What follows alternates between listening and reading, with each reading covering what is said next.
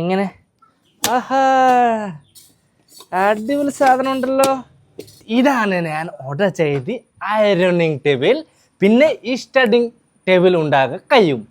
ജോയറിയാൻ്റെ പഠിക്കാൻ കഴിയും അല്ലേ? ഇപ്പൊ എന്താ ഓ നിങ്ങൾ പഠിക്കോ? ഇതാണ് ഗൈസ്. പിന്നെ ബാക്ക് സൈഡിൽ ഇതാണ് ഗൈസ്. ബാക്ക് സൈഡിൽ കണ്ടോ? ബാക്ക് സൈഡിൽ ഒക്കെ ചുമരിൽ ഒട്ടിക്കുന്ന സാധനമുണ്ട്. ഇങ്ങനെ ഒട്ടിക്കാൻ കഴിയും കണ്ടോ?